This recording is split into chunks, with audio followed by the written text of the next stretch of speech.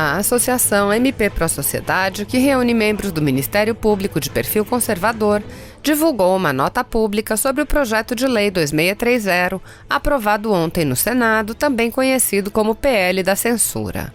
Segundo o MP Pro Sociedade, o tema exige um profundo debate e a legislação brasileira já pune a divulgação de mentiras.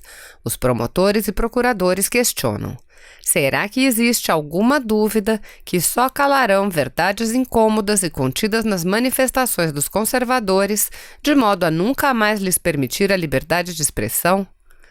Ouça a nota do MP Pro Sociedade.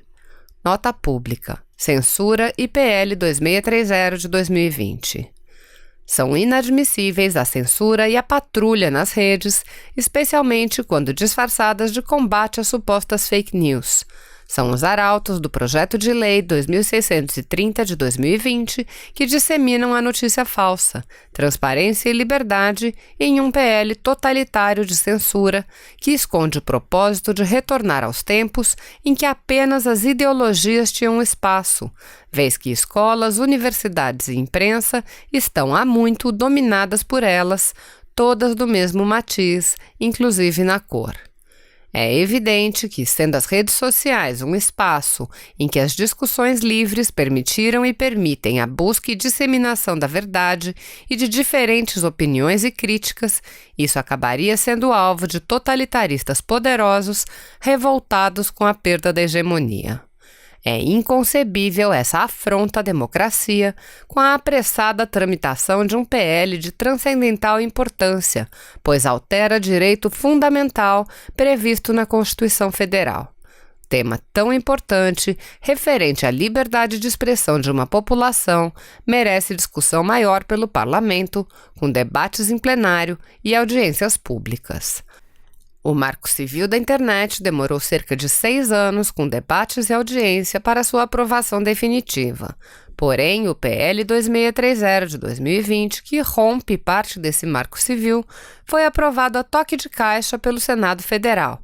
A matéria precisa ainda ser avaliada pela Câmara dos Deputados, em meio a uma pandemia. Afinal, a finalidade do PL 2630 de 2020 é igualar-nos às ditaduras autoritárias para censurar a livre manifestação do pensamento e expressão, pois se houver triagem e classificação do que é considerado fake news pelas empresas, ocorrerá verdadeira censura, já que não tem como se esperar imparcialidade delas, que devem ser apenas transmissoras de informações e, portanto, neutras. Será que existe alguma dúvida que só calarão verdades incômodas e contidas nas manifestações dos conservadores, de modo a nunca mais lhes permitir a liberdade de expressão? Será que não está claro que os tais checadores são ideológicos? Será tão difícil perceber nisso tudo os movimentos de fundações globalistas, políticos avessos a críticas e de juristas brasileiros e estrangeiros que se acham acima do povo, acima das nações? Notícias mentirosas já podem ser combatidas com ações de indenização por danos morais e com ações penais referentes aos crimes de injúria, calúnia ou difamação. Ou seja, já há instrumentos legais no ordenamento jurídico brasileiro contra fake news, por sinal, de ocorrência comum nos veículos tradicionais de divulgação de informações, como jornais, revistas, TVs e rádios. Sem um debate consistente, é inadmissível. Se esse PL se tornar lei, em breve a guerra assimétrica calará as vozes dissonantes, as conservadoras, eterno alvo dos revolucionários e clara maioria nas redes e na sociedade. O texto termina com uma citação de Russell Kirk. Não existe um modelo conservador e o conservadorismo é a negação da ideologia. É um estado de espírito, um tipo de caráter, um modo de ver a ordem civil e social.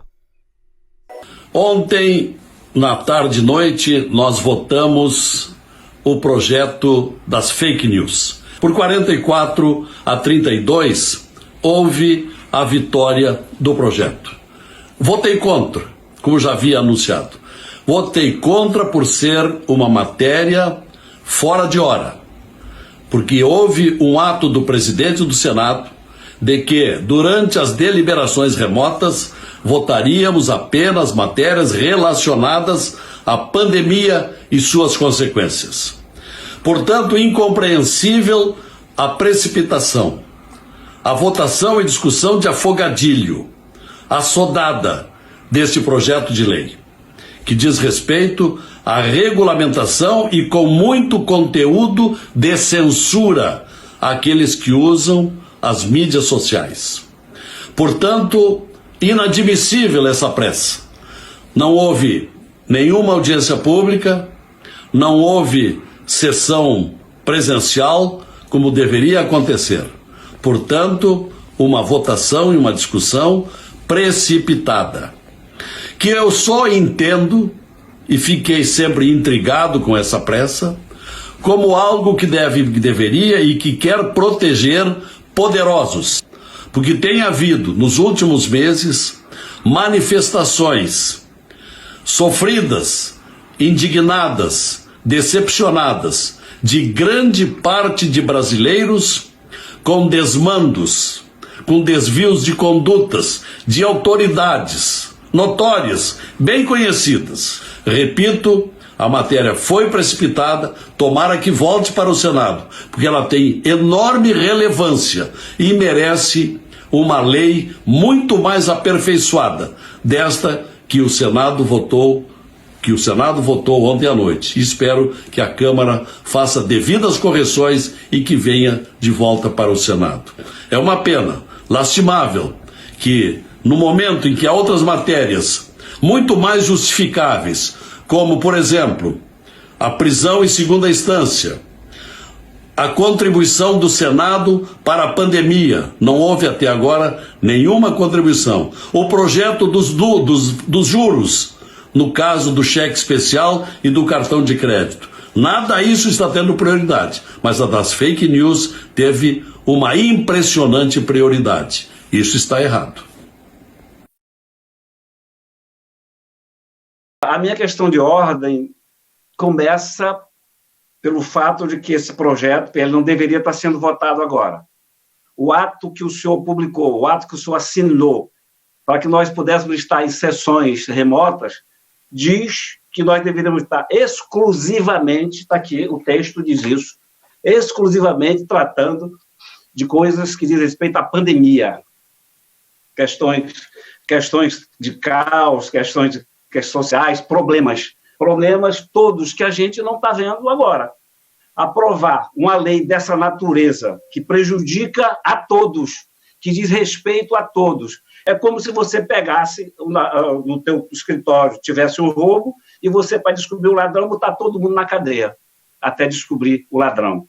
Isto é assodamento, isto é pressa. Não foi ouvido o contraditório, presidente. Não foi ouvido o contraditório. Não se fez audiência pública. A população brasileira, através de pesquisa, 75% é contra. E o Senado da República vai chamar para votar uma questão dessa natureza, dessa importância toda em tempo de pandemia. Em tempo de pandemia. Contrariando, presidente, o seu ato.